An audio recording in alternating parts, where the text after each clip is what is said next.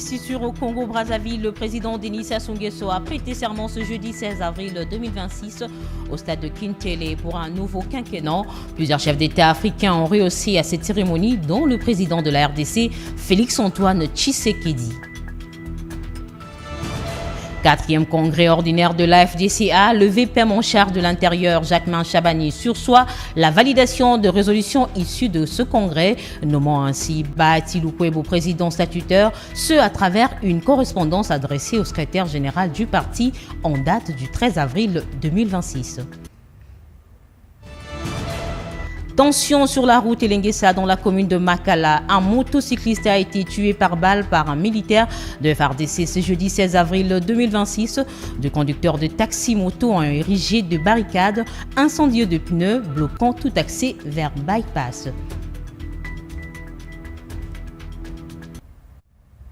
Nouveau journal sur SVTV, bienvenue à tous. Dans un stade de Kintele plein à craquer, Brazzaville a vibré au rythme de l'investiture du président Denis Sassou Nguesso entre ferveur patriotique et ballet diplomatique. Cette cérémonie a été marquée par l'accueil triomphal réservé à Félix-Antoine Tshisekedi. Plus qu'un protocole, ce rassemblement de 60 000 personnes scelle une nouvelle étape pour la stabilité et la coopération économique au cœur du bassin du Congo. Le stade de la Concorde de Kintele, d'une capacité de 60 000 places, a fait le plein pour un événement historique. Sous une clameur assourdissante, de milliers de Brazzavillois rejoints par des délégations venues de nombreux pays voisins se sont rassemblés pour assister à la cérémonie d'investiture du président Denis Sassou Nguesso, réélu pour un 5e mandat à la tête de la République du Congo. Parmi les invités de marque, la présence du président de la République démocratique du Congo, Félix-Antoine Tshisekedi Tshilombo, a particulièrement marqué les esprits. Accueilli avec une ferveur digne d'une star, le chef de l'État de la RDC était accompagné de la très distinguée première dame Denise Nyakero Tshisekedi. Notez que l'accueil réservé au couple présidentiel de Kinshasa témoigne de la fraternité indéfectible entre les deux capitales la plus proches du monde. L'arrivée de Félix Tshisekedi à Brazzaville dépasse largement le simple cadre du protocole diplomatique. Séparés seulement par les eaux du fleuve Congo, les deux pays entretiennent des relations stratégiques majeures. Ces déplacements viennent consolider des axes essentiels, notamment dynamisation des échanges commerciaux transfrontaliers, coordination des efforts pour la stabilité des eaux des rives, célébration des liens historiques et linguistiques qui font de ces deux peuples une seule et même famille. Cette investiture n'est pas seulement le début d'un nouveau mandat pour Denis Sassou Nguesso, elle est aussi un symbole d'un axe Kinshasa-Brazzaville plus solide que jamais. Dans l'actualité, face à la polémique montante concernant le contrôle ciblant les styles capillaires de jeunes Quinois, le président de la République, Félix-Antoine Tshisekedi, a tranché en rappelant fermement le respect de droits et libertés individuelles. Le chef de l'État désamorce les tensions liées au port des tresses et des locks, réaffirmant que l'apparence physique ne saurait constituer un motif de harcèlement dans l'espace public de la capitale congolaise. Et 4 examens et adoptions de textes. La communication du président de la République a porté sur 2 points principaux, à savoir 1. Du respect des droits et libertés individuelles des citoyens. Suite à certaines préoccupations exprimées ces derniers jours dans l'opinion publique, notamment par des jeunes de notre capitale au sujet du port des cheveux tressés ou de locks, le président de la République a tenu à rappeler quelques principes fondamentaux qui doivent guider l'action de l'État ainsi que le comportement de nos concitoyens. En effet, notre Constitution garantit à chaque citoyen un ensemble de droits et libertés fondamentaux. Ces droits, qui constituent l'un des piliers de notre État de droit, assurent la protection de la dignité humaine, de la liberté individuelle et de l'épanouissement de chaque Congolaise et de chaque Congolais dans le respect des valeurs de notre nation. Toutefois, le président de la République a souligné que l'exercice de ces droits et libertés ne saurait être assimilé à un libertinage.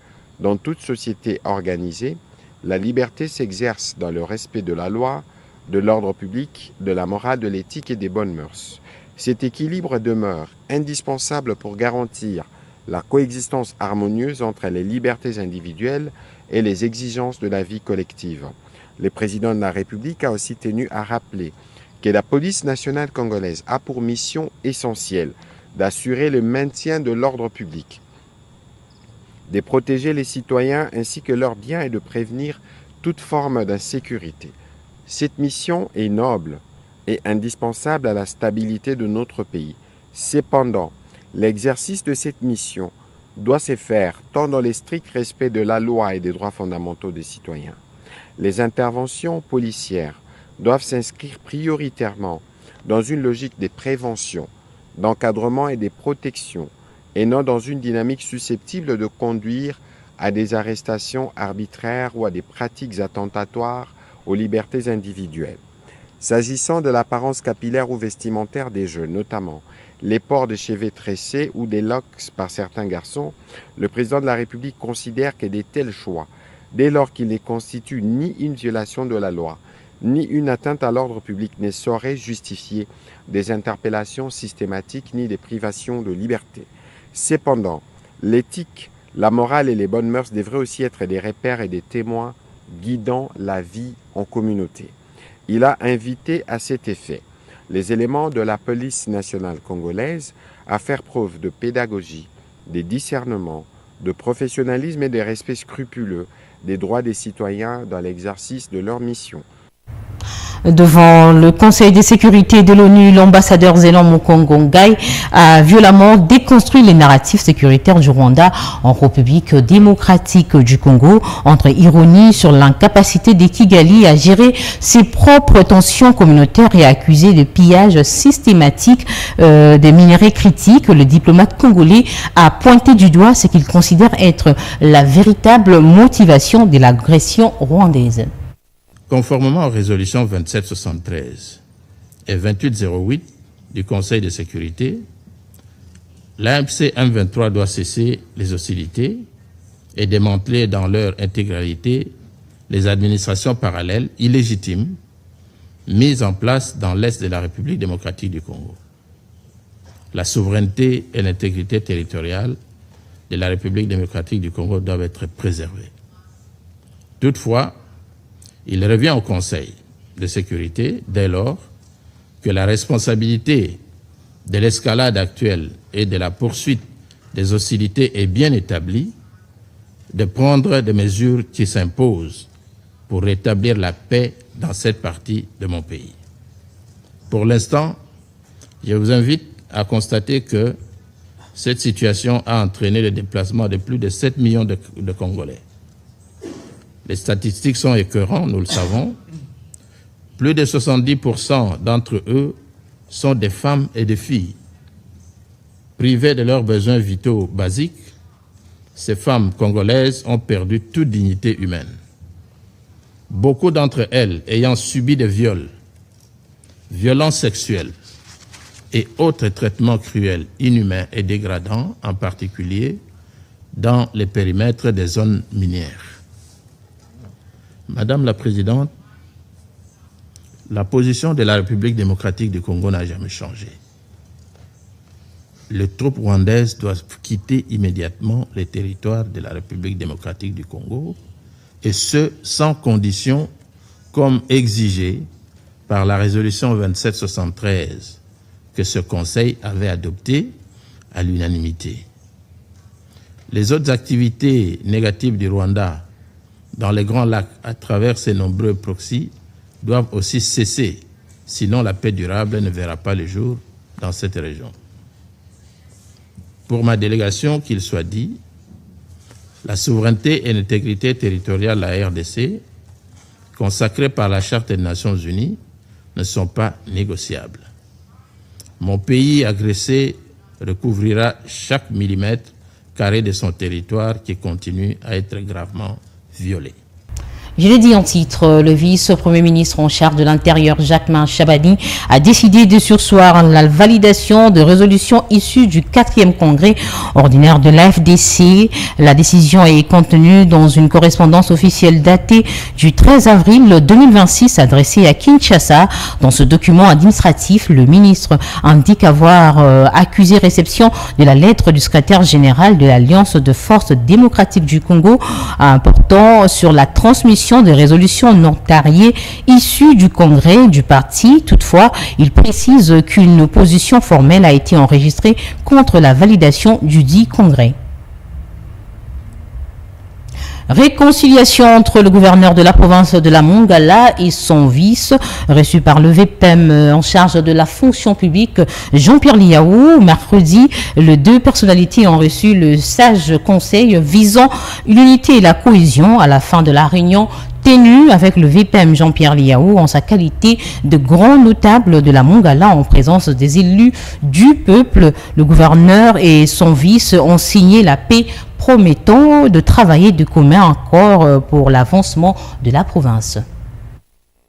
Dans l'optique de consolider l'unité et la cohésion des fils et filles de la province de la Mongala, le vice-premier ministre, ministre de la fonction publique, Jean-Pierre Liaou, en sa qualité de grand notable de cette province, grenier de la République, a réuni autour de lui le gouverneur et le vice-gouverneur de la province de la Mongala, en présence des élus du peuple, pour réconcilier les deux dirigeants. Après avoir appréhendé les conseils du vice-premier ministre Jean-Pierre Liaou, le numéro 1 et 2 de la province de la Mongala ont pris la résolution de se pardonner mutuellement pour travailler en synergie dans la paix en vue de matérialiser la vision du chef de l'État visant le développement à la base. J'ai écouté les conseils excessivement sages et j'ai adopté. Et au nom du Seigneur Jésus, j'ai accordé des excuses sincères au vice-gouverneur. Je me suis approprié les paroles du VPM. Parce qu'il a formulé tous les conseils nécessaires qui se rapportent à son statut de vice-gouverneur. Et il s'est adressé aussi à moi. Il a formulé les conseils également à mon statut de gouverneur.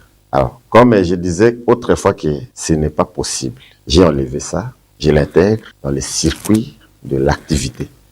Et désormais, nous allons cheminer ensemble. Après avoir reçu des sages conseils auprès du vice-premier ministre Jean-Pierre Liaou, le gouverneur et vice-gouverneur de la province ont fumé le calumet de la paix pour le bien-être et l'avancement de cette province. Nous avons bénéficié de la sagesse de son Excellence le vice-premier ministre Jean-Pierre Liaou, ainsi que de l'accompagnement de nos élus. Nous rentrons pour travailler. Les problèmes sont inhérents à la vie humaine, mais à un certain moment, on peut se dire, bon, on s'étiraille, mais jusqu'où irons-nous avec ça? On s'est dit, on peut marcher de commun accord. À la Mongala, nous avons qu'un seul gouverneur, je suis le vice-gouverneur, avec son quitus. Je rentre à la Mongala pour préparer son arrivée. Et dans le reste de l'actualité, de milliers de militants et cadres du FIDEC ont pris part mercredi 15 avril à Kolwezi à l'ouverture du congrès national extraordinaire du parti lancé par l'autorité morale et gouverneur du Lualaba, Fifi Masuka Saini. Ces assises de 3 jours visent à redéfinir la ligne politique de la formation et à réaffirmer son engagement et sa loyauté à l'union sacrée de la nation autour de la vision du chef de l'État, Félix Antoine Tshisekedi. Des milliers de cadres, militants et sympathisants du Front des indépendants pour la démocratie chrétienne ont rempli la salle du chapiteau de Kolwezi mercredi 15 avril 2026 pour l'ouverture du congrès national extraordinaire du parti, un rendez-vous de la 5e force de l'Union sacrée de la nation. C'est Roy Kaumba Mayonde Philippe qui a ouvert les travaux en présentant les différentes délégations venues des 26 provinces du pays et celles de la diaspora. Les mots de bienvenue ont ensuite été prononcés par le président fédéral FIDEC Kolwezi, Thierry Mujinga Sambumba. À la tribune, le président fédéral du Kasaï oriental a pris la parole au nom de tous les fédéraux. Il a passé en revue les défis auxquels font face les fédérations à travers la République.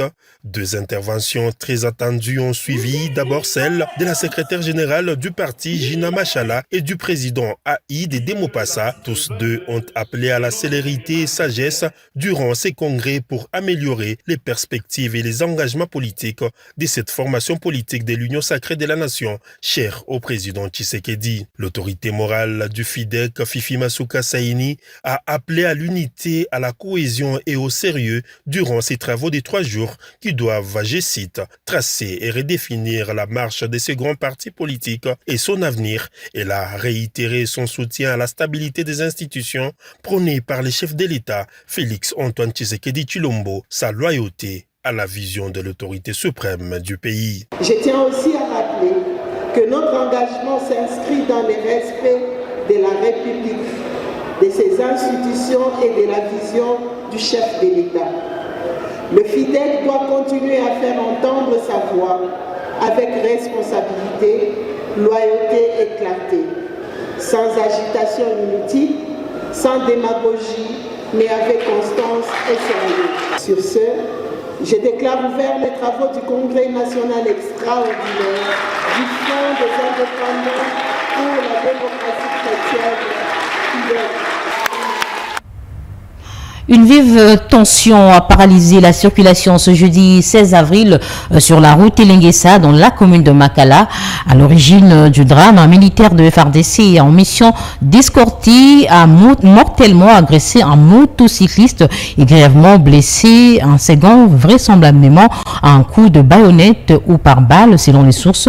La victime blessée a été évacuée en urgence vers l'hôpital Kimbota Ngiringiri en représailles de conducteurs de taxi-moto en colère ont érigé des barricades incendiées de pneus et réduit une jeep militaire en cendres, bloquant tout taxi vers bypass. Si les forces de l'ordre sont intervenues pour rétablir l'ordre, l'auteur présumé de fait a pris la fuite et la situation demeure extrêmement volatile. Dans un même chapitre, la recrudescence de l'insécurité continue d'inquiéter la population quinoise. À Sénémba, où un nouveau cas de criminalité a été signalé, ravivant la peur au sein des habitants qui appellent les autorités à des mesures urgentes pour restaurer la sécurité dans la capitale congolaise. L'insécurité à Kinshasa, on en parle encore. Le dernier cas en date a été perpétré dans la commune d'Nselembao, où de criminels ont donné la mort à un compatriote après l'avoir soumis à la torture dans sa résidence. Après commis d'irréparables, ces criminels ont pris le soin d'abandonner les corps sans vie de la victime derrière la maison du royaume de la même commune. C'est très tôt matin que la population d'Nselembao a été surprise de constater cet acte odieux, tout en formulant la demande aux autorités compétentes de doubler de stratégie pour mettre fin à la recrudescence de la criminalité dans la capitale congolaise.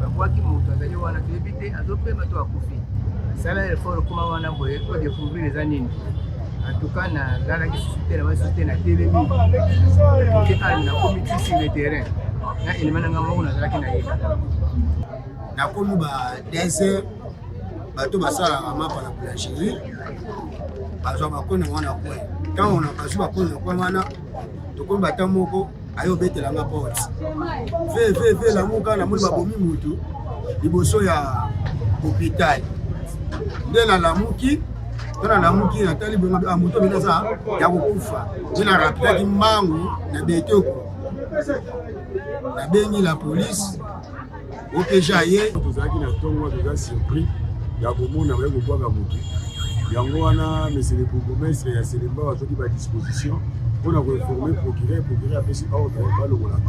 Depuis un certain temps, la capitale congolaise fait face à une insécurité qui occasionne de pertes en vies humaines. La force reste à la loi. Les autorités ayant la responsabilité de sécuriser les citoyens et leurs biens dans ces lots. L'opinion publique interpelle le VPM de l'intérieur de redoubler d'efforts, éliminer toutes les poches d'insécurité dans la capitale. Kinshasa, miroir de la République. L'actualité, c'est aussi en province où le commandant de la force de la MONUSCO séjourne à Béni. Le lieutenant-général Ulysse Mesquita Gomez a présenté ses civilités au vice-gouverneur de la province du Nord Kivu avec le commissaire divisionnaire Louis Ségon Karawa. Ils ont échangé notamment sur les questions relatives à la sécurité et aux droits humains. Suivez. En mission dans la ville de Béni, au Nord Kivu, les commandants de la force de la MONUSCO, le lieutenant-général Ulysse Mesquita Gomez, a été reçu par les vice-gouverneurs de province, les commissaires divisionnaires Louis Ségon Karawa. Au centre de leur échange, la situation sécuritaire et le respect des droits humains dans la partie grand nord de la province. Pour parler avec les gouverneurs sur la situation sécuritaire dans le Sud Kivu, des Nord Kivu, dans les petits noix et les grands noix, et aussi sur la situation des droits humains des peuples qui vivent là-bas, aussi dans le Bérou, aussi au Petit Nord. Oui, nous sommes ici pour travailler avec les FARC pour mettre en place les plans pour maintenir la protection de la population civile. C'est notre travail ici, la protection des civils.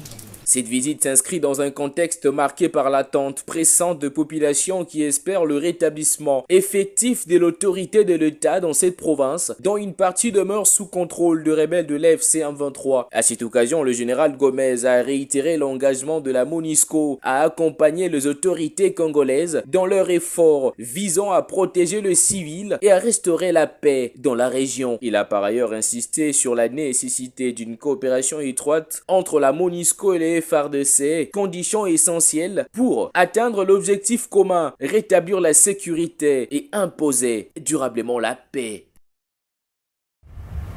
Toujours en province, le service technique de la santé et leurs partenaires ont pris part à une réunion préparative de la vaccination contre la poliomyélite ce jeudi 16 avril 2026 à Béniville. La coordinatrice principale sectorielle au cabinet du gouverneur Priska Luanda Kamala, qui a présidé la rencontre, précise qu'environ 2 millions d'enfants des 0 à 59 mois sont attendus pour recevoir ce vaccin anti-polio.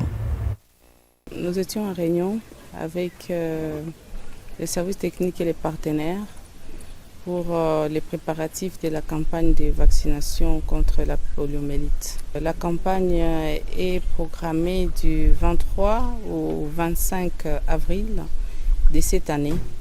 Il était question pour nous de nous rassurer par rapport aux préparatifs et les cibles que nous attendons, c'est environ 2 millions d'enfants qui seront vaccinés. Ça sera une vaccination de porte à porte. Nous appelons les parents à préparer leurs enfants pour recevoir la dose de vaccination et aussi d'autres services de l'État d'accompagner les superviseurs et les vaccinateurs qui seront déployés sur le terrain pour que la province du Nord Kivu puisse réussir cette campagne. La campagne commence du 23 au 25 avril. Comme je venais de le dire tantôt, nous appelons les parents à prêter leurs enfants pour recevoir la vaccination. Et si ils ne sont pas disponibles à la maison, celui qui est là à la maison, le gardien d'enfants, qu'il puisse disponibiliser cet enfant qui doit recevoir les vaccins parce que vacciner, c'est sauver. Ce journal a été réalisé par l'ensemble de la rédaction. Merci à vous de l'avoir suivi. Bonsoir chez vous.